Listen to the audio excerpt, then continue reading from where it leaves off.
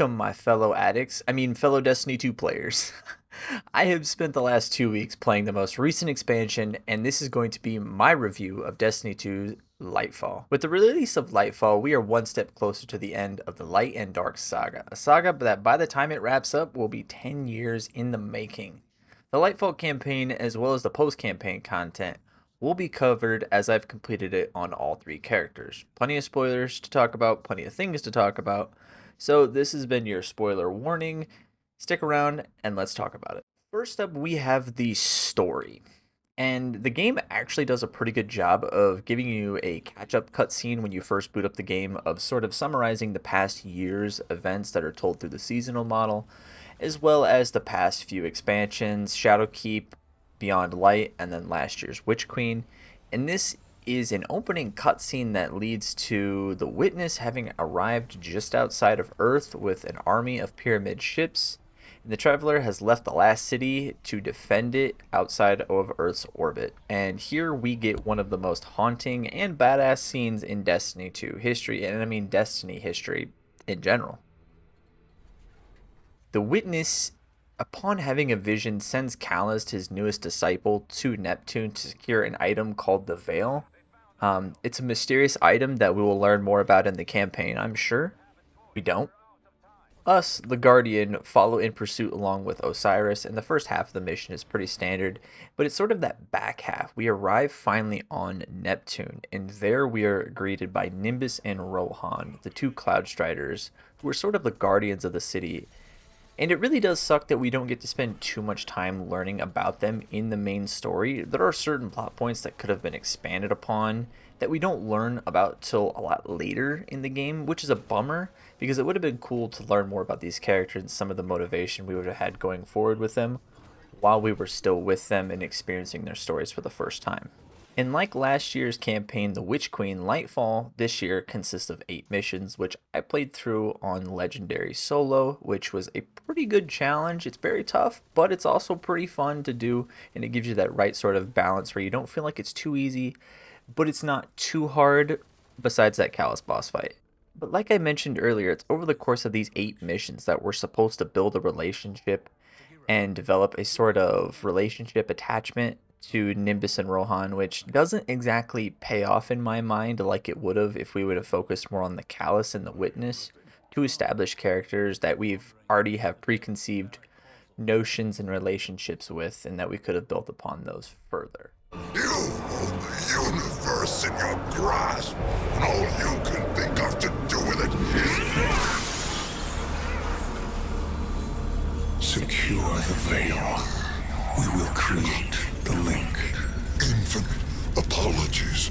The veil is yours. The majority of the campaign is actually centered around our newfound power that we've discovered here on Neomuna. Strand is a very integral part to the overall narrative to Lightfall, for the better and the worse. 2 missions actually entirely are focused on and based upon using and learning Strand, which could have been fine had they not teased us like Kevin Garnett and Uncut Gems. How the fuck would you show me something if I couldn't have it? And I know it seems like I'm really giving a brief flyby or overview of the story, but there's not really too much there to dissect because the overall narrative is that you hear a lot of talk about the veil, the veil, the veil. What is the veil, you might ask? I don't know. I've beat the game. Beat the main story, finished the campaign, done all the post-content campaign stuff, and still we really don't have any real idea what the veil is. And I'm sure that's by design by Bungie, but I'm hoping that over the course of the next year we can learn a little more about that and sort of build upon it. And it's at the end of the campaign that Callus has sort of done, I guess, what the Witness wanted him to do. It was to, I think, get us to the veil, because he ends up using our ghost to create a link with the veil, which I don't know what that does. But in turn, it allows him to cut a triangle shape into the Traveler and take all of the pyramid ships with it inside the Traveler. And that's kind of how the story ends. The raid, unfortunately, didn't give us any more info on that. But like I've said, hopefully over the next year or so, we can learn more about the veil and what it is. Bungie did even come out and say that they are adding a quest sort of in season 21, which seems a little odd and out of place. But what they said is that's supposed to answer some more questions about the Veil and whatnot. The item of discussion is going to be the new location, Neo Muna. And let's take a tour around the place, shall we?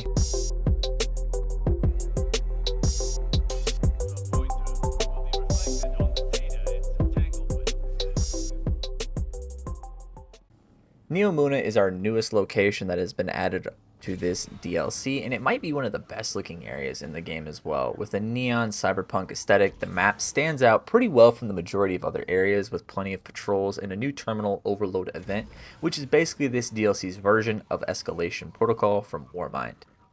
And while Destiny expansions haven't changed much design-wise, it's always cool to kind of see new locations and areas and spending that first week or two exploring and taking it all in. Like for instance, here you've got one location that's an 80s themed arcade, and another one that's a hydroponics farm.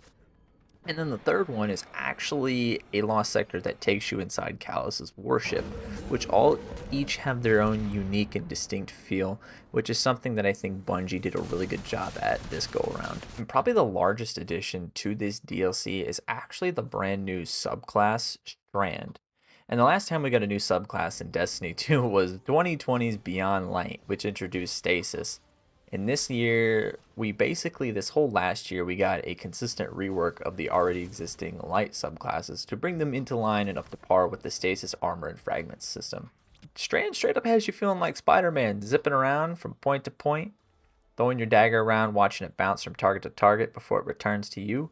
In this campaign, you are asked to use Strand as a heavy amount, whilst the only problem is that the post-campaign feel of Strand was a little off. We didn't have all of the aspects and fragments to our disposal yet, and we weren't going to have them until the world's first completion of the raid and the first reset of the season.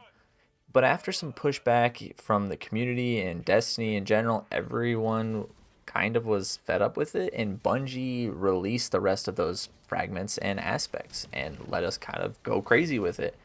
And within a couple of days, people built some pretty cool Strand loadouts, especially with Wither Horde, Threat of Generation. There's a lot of cool stuff out there. I highly recommend checking out a Plunder the Booty video, as he's got some great videos out there that details all the builds, anything you need for all classes.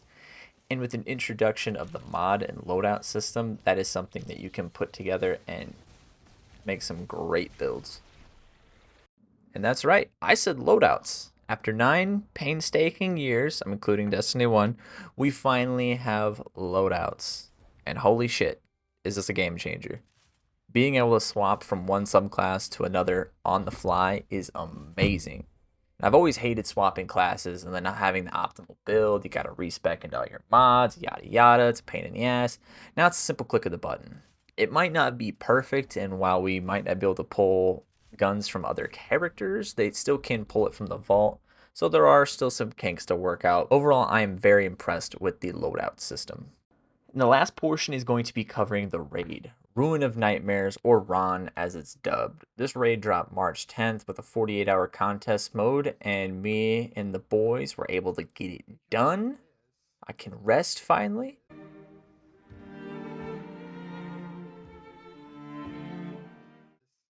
I will say overall this was a cool and great raid experience. The general consensus seems to be about this raid is that it was pretty easy on contest mode. And I thought it was a good enough challenge for most people in the Destiny audience. You know, if you had a good build, you could run through it pretty well. And I do think probably the more hardcore players are going to find it a lot easier and boring, being as this isn't a very heavy mechanical raid. It's very just ad clear raid. But it does seem like Bungie is dipping their toes into making raids a little more accessible to play and try. And that's a good thing, I think, because I've been playing since Rise of Iron D1. And I never did a raid in D1 just because they always felt too daunting or hard to do. And it felt really nice to hop on and shoot the shit. Also, streamer loot! And these are sort of just my final thoughts. Overall, my opinion is going to be a little skewed here in a sense because Destiny 2 is my go-to game. It's my week in, week out, like my favorite TV show. I haven't missed a season since it started. I haven't missed an episode since it started, and I don't think I will leading up to the final shape.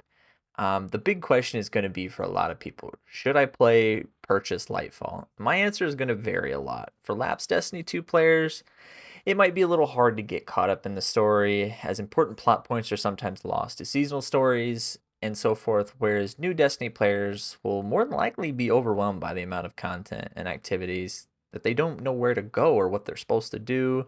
And if I would say if you're just itching for some Destiny 2 with new abilities, pick it up with along with the seasonal story. That unfolds week to week for about 7 weeks, and that should give you a good inclination if you're gonna be on board for the final shape or not. Case in point, I think that narratively Bungie did miss the landing here with Lightfall, but everything else in this DLC was a fucking 10 out of 10, man. Amazing, the abilities, the guns, the sandbox, everything. It all feels so good. And I still believe that to this day Destiny 2 is one of the best feeling shooters on the market and one of the best looking shooters on the market. And if you've made it this far, I really do appreciate you sticking around. This has been my review of Destiny 2's Lightfall.